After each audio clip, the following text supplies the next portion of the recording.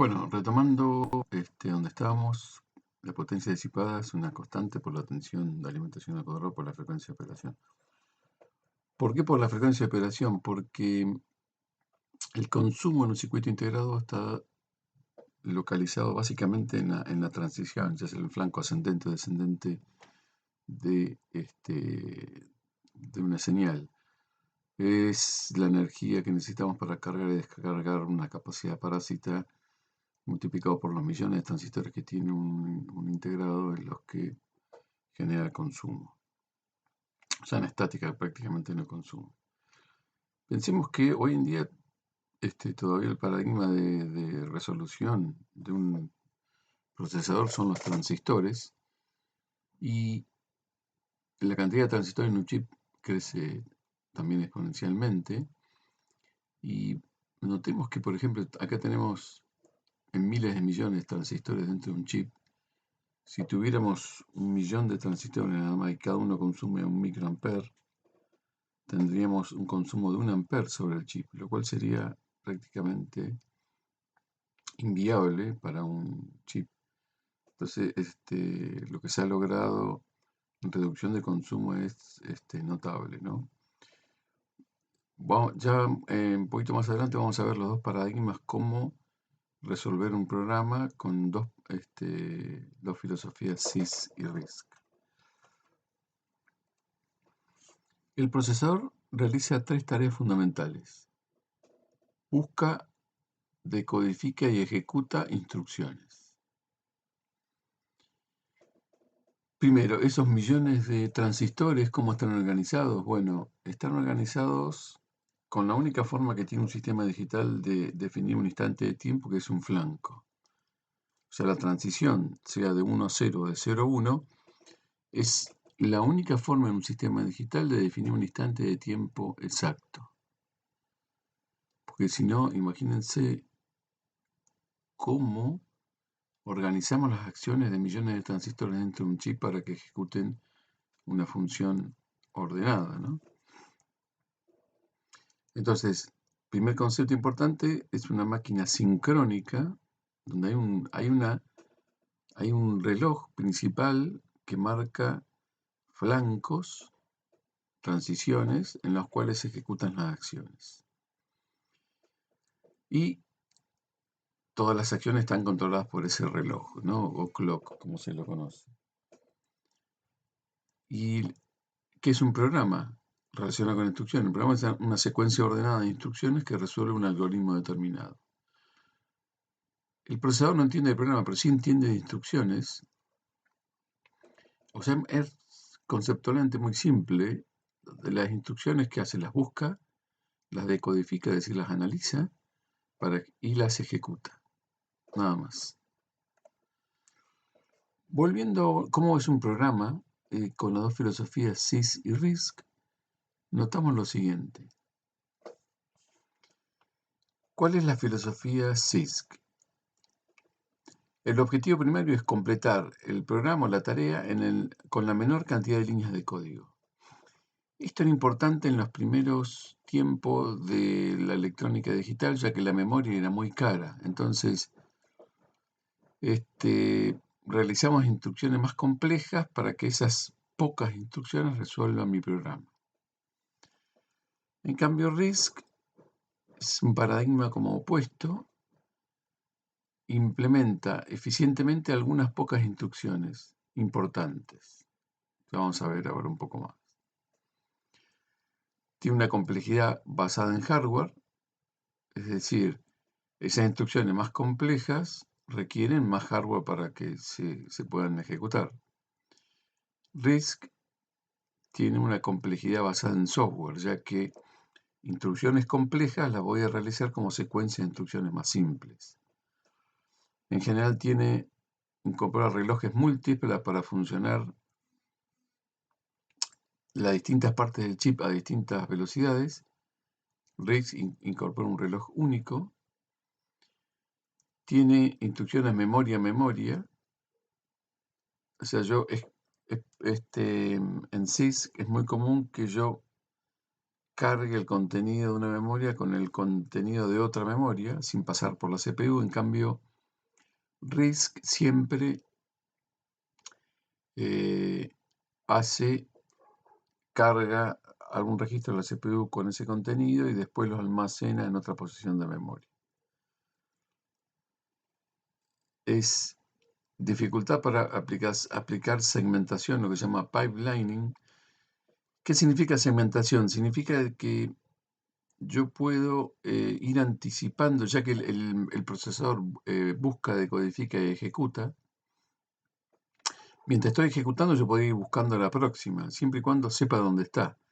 Entonces, RISC tiene una estructura muy simple, separada memoria de instrucciones y de datos, por lo tanto, es muy fácil de saber cuál es la próxima instrucción. En cambio, en CISC, las instrucciones son muy complejas, de longitud variable, entonces hasta que no decodifico una instrucción, no puedo anticipar la siguiente. Y CISC tiene gran cantidad de ciclos por instrucción y pocas instrucciones para el programa, ¿no? Y RISC, pocos ciclos por instrucción y muchas instrucciones de longitud fija. RISC tiene entonces, resumiendo, se implementan eficientemente instrucciones más utilizadas en programa y las instrucciones más complejas son realizadas como secuencia de instrucciones simples. Primero, se logra un rápido aprendizaje de las instrucciones y segundo, la complejidad es pasada hacia el compilador, o sea, el programa que se va a encargar de interpretar las instrucciones y en un lenguaje de alto nivel y pasarlas a instrucciones del procesador. Entonces, si hacemos el cociente del tiempo que tarda un programa, tenemos el tiempo por ciclo, que es una limitación tecnológica o de consumo, es decir, la frecuencia de operación. Y después RISC lo que hace es baja los ciclos y aumenta las instrucciones. RISC baja los ciclos por instrucción y CISC aumenta la cantidad de ciclos por instrucción. Y RISC aumenta las instrucciones por programa y CISC baja las instrucciones. ¿Cuál de estos es más eficiente? Bueno, dependerá de la aplicación, pero como les decía, RISC es apto para sistemas embebidos por una cuestión de determinismo, de ejecución compacta de instrucciones, tiene un montón de ventajas, aunque con el transcurso de los años la filosofía RISC ha ido incorporando instrucciones más complejas, entonces diríamos que hoy en día hay una zona donde es común entre CISC y RISC, pero en los sistemas embebidos, en las aplicaciones de microcontroladores, domina RISC. ¿Cómo son las instrucciones RISC? Una instrucción es, primero, tiene una longitud fija de n bits. Por ejemplo, unos PIC, el PIC24 de ese PIC tienen 24 bits. Una instrucción tiene dos campos, básicamente. Hay que decir qué hay que hacer, qué es lo que hace la instrucción, y la otra parte va a decir sobre quién hay que hacer esa operación, que se llama direccionamiento. Como esta instrucción es siempre fija, entonces ocupan renglones consecutivos de memoria, entonces hay un determinismo en el tiempo de ejecución que es importante en los sistemas de tiempo real o embebidos, ¿no? Donde se manejan entradas y salidas acotadas en el tiempo. Los periféricos, es decir, las unidades de entrada y salida que dispone el procesador, se sintetizan con tres estructuras de información. Es decir, yo tengo la parte del microcontrolador que busca, decodifica y ejecuta instrucciones. Esa instrucción puede estar diciendo, bueno, hay que generar una determinada salida sobre un pin. Bueno, hay tres estructuras de información que hay que completar, que esto lo conserva cualquier controlador. Tres estructuras que son un registro de datos, es decir, cómo intercambio datos yo a un pin, cómo envío un 1 a un pin, a un 0 a un pin. Lo que va a hacer la CPU es escribir en un registro de datos ese bit. Y ese bit está conectado de alguna forma, ese flip-flop tipo D está conectado hacia un pin. Pero yo tengo que poder programar la operación de algún periférico, es decir, cómo va a funcionar, que eso se hace a través de un registro de control, y también tengo que conocer el estado de ese periférico, es decir, saber si está ocupado, si está libre, si hubo algún error. Entonces, siempre cuando nos conectamos CPU con periféricos, existen estos tres tipos de unidades de información: datos, control y estado. Esto para un PIC, para cualquier micro que exista en el mundo, vamos a tener que programar los registros de control, escribir en registro de datos para leer o para saber entradas y salidas, y observar registros de estado para conocer el estado del periférico. Pensemos que esta es la forma en la cual se realiza el enlace entre el software, el programa que escribimos nosotros, y el hardware, o sea, las señales físicas que van a salir hacia el mundo real, ¿no? Esto se conoce como una arquitectura orientada a registros.